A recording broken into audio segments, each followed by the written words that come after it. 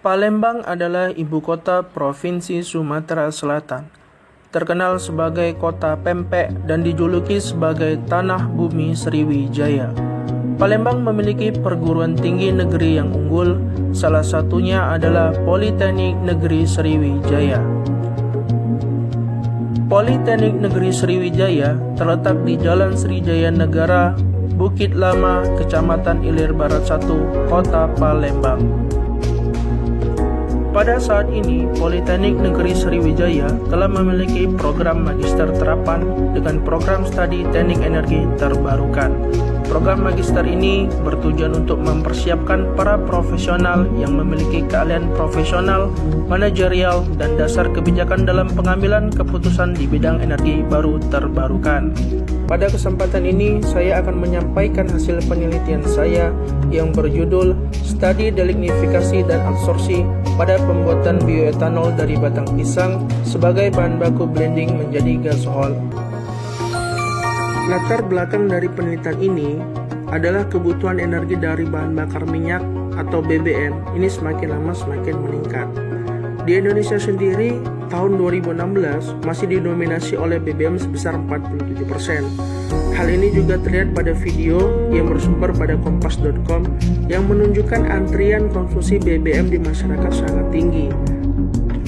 Tingginya konsumsi BBM yang ada di masyarakat ini tentu saja menyebabkan semakin berkurangnya persediaan minyak yang ada di Indonesia, sehingga perlu adanya energi alternatif untuk mengatasi masalah ini.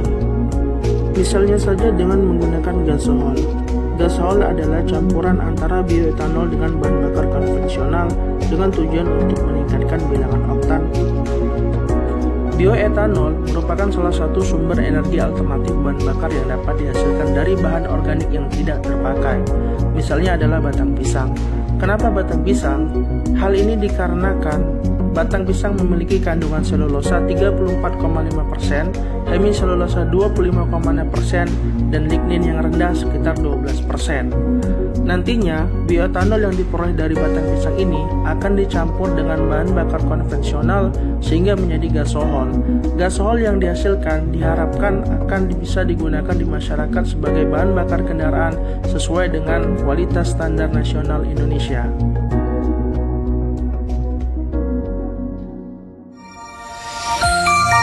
Tahap awal dalam penelitian ini adalah mempersiapkan bahan baku berupa batang pisang. Batang pisang yang telah diperoleh selanjutnya dipotong-potong menjadi bagian yang lebih kecil.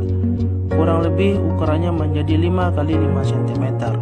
Pengecilan ukuran ini bertujuan untuk mempermudah proses pengeringan nanti. Batang pisang yang telah dipotong kemudian dikeringkan selama 3-5 hari di bawah sinar matahari hingga kering. Batang pisang yang telah kering selanjutnya diblender hingga menjadi serbuk halus. Serbuk halus dari batang pisang tersebut selanjutnya dioven pada suhu lebih kurang 105 derajat Celcius selama 2 jam. Tujuannya adalah untuk menghilangkan sisa kandungan air yang masih terkandung di dalam serbuk batang pisang. Selanjutnya adalah preparasi alat delignifikasi. Tujuannya adalah untuk memastikan semua komponen yang ada pada alat delignifikasi berfungsi dengan baik.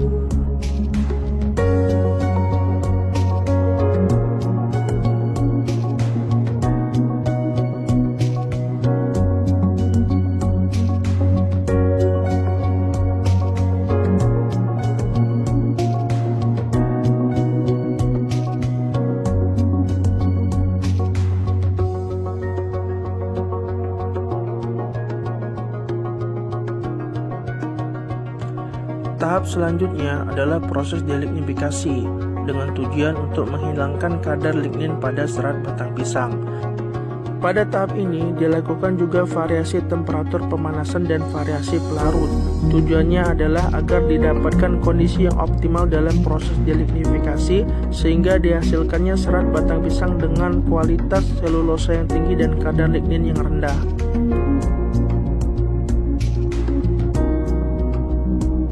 Setelah proses delignifikasi, serat batang pisang selanjutnya disaring, kemudian dianalisa kadar selulosa dan kadar ligninnya.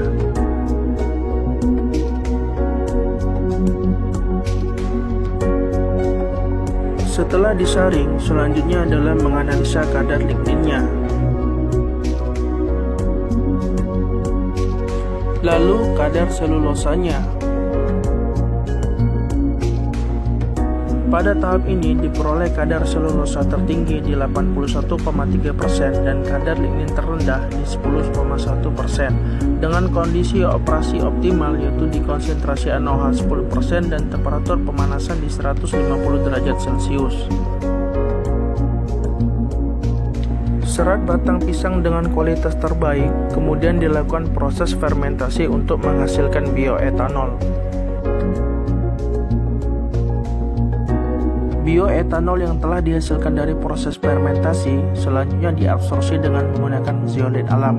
Tujuannya adalah untuk meningkatkan kemurnian daripada bioetanol. Pada tahap ini digunakan variasi pada zeolit alam, yaitu 5 gram, 10 gram, 15 gram, 20 gram, dan 25 gram. Bioetanol yang telah diabsorpsi selanjutnya dilakukan proses distilasi.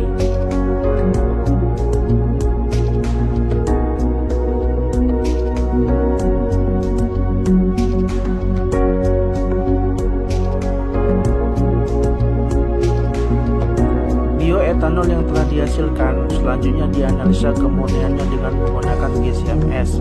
Hasilnya, pada variasi zeolit alam 20 gram menghasilkan kadar etanol tertinggi sekitar 99,11%.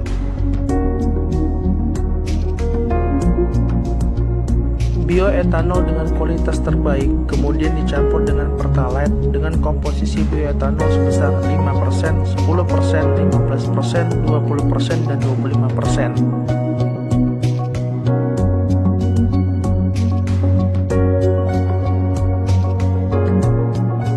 Pada pencampuran bioetanol dengan pertalite untuk menghasilkan gasohol kualitas terbaik ini dihasilkan ketika komposisi 20% bioetanol dicampur dengan 80% pertalite, menghasilkan bahan bakar dengan bilangan oktan sekitar 96,81 ron dan copper strip 1B. Karena ketika copper strip itu nilainya 2B, maka tidak masuk ke dalam spesifikasi sebagai bahan bakar yang dijual di masyarakat umum.